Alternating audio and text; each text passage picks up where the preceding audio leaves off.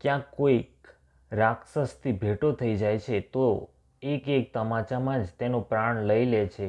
પર્વતો અને વનોમાં અનેક પ્રકારે ખોળી રહ્યા છે. કોઈ મુનિ મળી જાય છે તો ભાળ મેળવવા માટે તેને સૌ ઘેરી લે છે. એટલામાં જ સૌને અત્યંત તરસ લાગી, જેનાથી સૌ અત્યંત જ વ્યાકુળ થઈ ગયા, પણ જળ ક્યાંય ન મળ્યું. ગાઢ જંગલમાં સૌ ભૂલા પડ્યા. હનુમાનજીએ મનમાં અનુમાન કર્યું કે જળ પીધા વિના સૌ લોકો મરવા જ માંગે છે. તેમણે પર્વતના શિખર પર ચડીને ચારે બાજુ જોયું તો પૃથ્વીની અંદર એક ગુફામાં તેમને કૌતુક દેખાયું.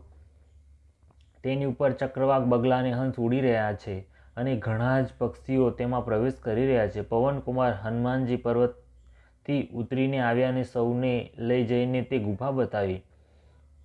સૌએ હનુમાનજીને આગળ કરી દીધા અને તેઓ ગુફામાં ઘૂસી ગયા. વાર ન લગાડી અંદર જઈને તેમણે એક ઉત્તમ ઉપવન, બગીચો અને તળાવ જોયા, જેમાં ઘણા જ કમળો ખીલેલા છે. ત્યાં એક સુંદર મંદિર છે, જેમાં એક તપોમૂર્તિ સ્ત્રી બેઠી છે.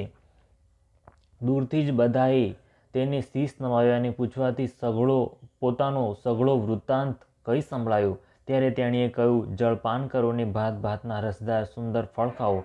આજ્ઞા પામીને સૌએ સ્નાન કર્યું, મીઠા ફળ ખાધા અને પછી સૌ તેની પાસે ચાલ્યા આવ્યા. પછી તેણીએ પોતાની સઘળી કથા કહી સંભળાવી અને કહ્યું, હું હવે જ્યાં શ્રી રઘુનાથજી છે ત્યાં જઈશ. તમે લોકો આંખ બંધ કરી દો અને ગુફાને છોડીને બહાર જાઓ. તમે સીતાજીને પામી જશો. પસ્તાવો નહીં, નિરાશ ન થાઓ. આંખો મીચીને ફરીથી જ્યારે આંખો ખોલી તો સૌ વીરો શું જુએ છે કે સૌ સમુદ્રના તટે ઊભા છે અને તે સ્વયં ત્યાં ગઈ જ્યાં શ્રી રઘુનાથજી હતા. તેણીએ જઈને પ્રભુના ચરણ કમળોમાં મસ્તક નમાવ્યું અને અનેક પ્રકારે વિનંતી કરી. પ્રભુએ તેને પોતાની અનપાયની અચળ ભક્તિ આપી. પ્રભુની આજ્ઞા શિર પર ધારણ કરીને અને શ્રીરામજીના યુગલ ચરણોને, જેમની બ્રહ્મા અને મહેશ પણ વંદના કરે છે, હૃદયમાં ધારણ કરીને તે સ્વયંપ્રભા બદ્રિકાશ્રમમાં ચાલી ગઈ. અહીં વાનરજનો મનમાં વિચાર કરી રહ્યા છે કે અવધિ તો વીતી ગઈ, પરંતુ કાર્ય કંઈ ન થયું. સૌ મળીને પરસ્પર વાત કરવા લાગ્યા કે હે ભાઈ, હવે તો સીતાજીની ખબર લીધા વિના પાછા ફરીને પણ શું કરીશું? અંગદે આંખોમાં જળ ભરીને કહ્યું કે બંને રીતે આપણું મૃત્યુ નક્કી છે. અહીં તો સીતાજીની ભાળ મળી નથી અને ત્યાં જવાથી વાનરરાજ સુગ્રીવ મારી નાખશે. તેઓ તો પિતાના વધ થયા પછી જ મને મારી નાખત. શ્રી રામચંદ્રજીએ જ મારી રક્ષા કરી. આમાં સુગ્રીવનો કોઈ ઉપકાર નથી. અંગદ વારંવાર સૌને કહી રહ્યા છે કે હવે મૃત્યુ આવ્યું એમાં કોઈ પણ સંદેહ નથી. વાનરવીરો અંગદના વચન સાંભળે છે, પરંતુ કંઈ બોલી શકતા નથી. તેમના નેત્રોમાંથી જળ વહી રહ્યું છે. એક ક્ષણ માટે સૌ ઊંડા વિચારમાં ગરકાવ થઈ ગયા. પછી સૌ એવા વચન કહેવા લાગ્યા, હે સુયોગ્ય યુવરાજ, અમે લોકો સીતાજીની ભાળ મેળવ્યા સિવાય પાછા ફરીશું નહીં. એમ કહીને લવણ સાગરના તટ પર જઈને સઘળા વાનરો દર્ભ બિછાવીને બેસી ગયા. જાંબવને અંગદનું દુઃખ જોઈને વિશેષ ઉપદેશની કથાઓ કહી. તેઓ બોલ્યા, હે તા, શ્રી રામચંદ્રજીને મનુષ્ય ન જાણો, તેમને નિર્ગુણ બ્રહ્મ, અજય અને અજન્મા સમજો. આપણે સૌ સેવકો અત્યંત મોટા ભાગ્યવાળા છીએ, જે નિરંતર સગુણ બ્રહ્મ શ્રી રામચંદ્રજીમાં પ્રીતિ રાખીએ છીએ. દેવતા, પૃથ્વી, ગાય અને બ્રાહ્મણોના માટે પ્રભુ પોતાની ઈચ્છાથી કોઈ કર્મબંધનથી નહીં અવતાર લે છે. ત્યાં સગુણોપાસક ભક્તજનો સાલોક્ય, સામીપ્ય, સારૂપ્ય, સાષ્ટી અને સાયુજ્ય સર્વે પ્રકારના મોક્ષોને ત્યાગીને તેમની સેવામાં સાથે રહે છે. આ પ્રમાણે જાંબવન અનેક પ્રકારની કથાઓ કહી રહ્યા છે. તેમની વાતો પર્વતની ગુફામાં બેઠેલા સંપાતિએ સાંભળી. બહાર નીકળીને તેણે ઘણા જ વાનરો જોયા. ત્યારે તે બોલ્યો, જગદીશ્વરે મને ઘેર બેઠા ઘણો આહાર મોકલી આપ્યો. આજે આ બધાને ખાઈ જઈશ.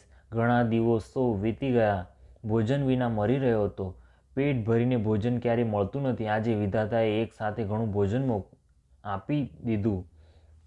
ગીતના વચનો કાનેથી સાંભળતા સૌ ડરી ગયા કે હવે તો સાચે સાચ જ મરણ આવી ગયું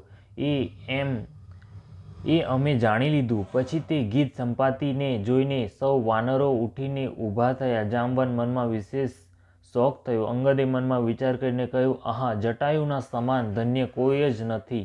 શ્રીરામજીના કાર્ય માટે શરીર છોડીને તે પરમ ભાગ્યશાળી બનીને ભગવાનના પરમધામમાં ચાલ્યો ગયો.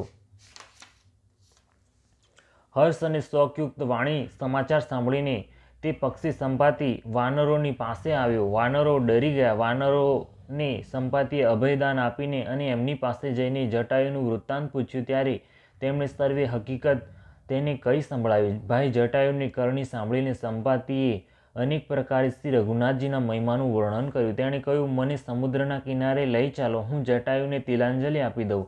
આ સેવાના બદલામાં હું તમારી વચનથી સહાય કરીશ, અર્થાત સીતાજી ક્યાં છે તે બતાવી દઈશ. જેને તમે શોધી રહ્યા છો તેને પામી જશો. સમુદ્રના તીરે નાના ભાઈ જટાયુની શ્રાદ્ધ આદિ ક્રિયા કરીને સંપાતિ પોતાની કથા કહેવા લાગ્યો. હે વીર વાનરો, સાંભળો. અમે બંને ભાઈઓ ચડતી યુવાનીમાં એકવાર આકાશમાં ઉડીને સૂર્યની પાસે ચાલ્યા ગયા. તે જટાયુ તેજ ન સહી શક્યો, આથી તે પાછો આવ્યો. પણ હું અભિમાની હતો એટલા માટે સૂર્યની પાસે ચાલ્યો ગયો. અત્યંત અપાર તેજથી મારી પાંખો બળી ગઈ. હું ઘણી મોટેથી ચીસ પાડીને જમીન પર ઢળી પડ્યો. ત્યાં ચંદ્રમા નામના એક મુનિ હતા. મને જોઈને તેમને બહુ જ દયા આવી. તેમણે અનેક પ્રકારે મને જ્ઞાન સંભળાવ્યું અને મારું દેહજનિત દેહ સંબંધી અભિમાન છોડાવી દીધું. તેમણે કહ્યું, ત્રેતાયુગમાં સાક્ષાત પરબ્રહ્મ મનુષ્ય શરીર ધારણ કરશે. તેમની સ્ત્રીને રાક્ષસોનો રાજા હરી લઈ જશે.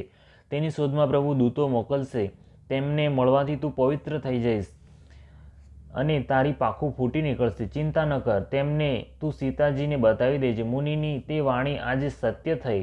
હવે મારા વચન સાંભળીને તમે પ્રભુનું કાર્ય કરો. ત્રિકૂટ પર્વત પર લંકા વસેલી છે. ત્યાં સ્વભાવથી જ નિડર રાવણ રહે છે. ત્યાં અશોક નામનું ઉપવન છે જ્યાં સીતાજી રહે છે. આ સમયે પણ તેઓ ઊંડા શોકમાં ગરકાવ બેઠા છે. હું તેમને જોઈ રહ્યો છું. તમે જોઈ શકતા નથી, કારણ કે ગીધની દ્રષ્ટિ અપાર હોય છે, ઘણે જ દૂર સુધી જાય છે. શું કરું? હું વૃદ્ધ થઈ ગયો, નહીં તો તમારી કંઈક તો સહાય અવશ્ય કરત. જે 100 યોજન 400 કોસ સમુદ્ર લાંઘી છલાંગ મારીને કૂદી શકશે અને બુદ્ધિ નિદાન હશે, તે જ શ્રી રામજીનું કાર્ય કરી શકશે. નિરાશ થઈને ગભરાવો નહીં. મને જોઈને મનમાં ધીરજ ધરો. જુઓ, શ્રીરામજીની કૃપાથી જોતજોતામાં મારું શરીર કેવું થઈ ગયું. પાંખો વિના બેહાલ હતું, પાંખો આવવાથી સુંદર થઈ ગયું. પાપી પણ જેમનું નામ સ્મરણ કરીને અત્યંત અપાર ભવસાગરને તરી જાય છે, તમે તેમના દૂત છો. એટલે કાયરતા છોડીને શ્રીરામજીને હૃદયમાં ધારણ કરીને ઉપાય કરો. કાકભૂસુંડીજી કહે છે, હે ગરુડજી, આ પ્રમાણે કહીને જ્યારે ગીત ચાલ્યું ગયું ત્યારે તે વાનરોના મનમાં અત્યંત વિસ્મય થયું. સૌ કોઈએ પોતપોતાનું બળ કહ્યું, પરંતુ સમુદ્રની પાર જવામાં સૌએ સંદેહ પ્રગટ કર્યો. વૃક્ષરાજ જાંબવાન કહેવા લાગ્યા, હું ઘરડો થઈ ગયો. શરીરમાં પહેલાના બળનો અંશ માત્ર નથી રહ્યો. જ્યારે ખરના શત્રુ શ્રીરામજી વામન બન્યા હતા ત્યારે હું યુવાન હતો અને મારામાં ભારે બળ હતું. બલિને બાંધતી વખતે પ્રભુ એટલા મોટા થયા કે તે શરીરનું વર્ણન થઈ શકતું નથી. પણ મેં 2 જ ઘડીમાં દોડીને તે શરીરની 7 પ્રદક્ષિણાઓ કરી લીધી.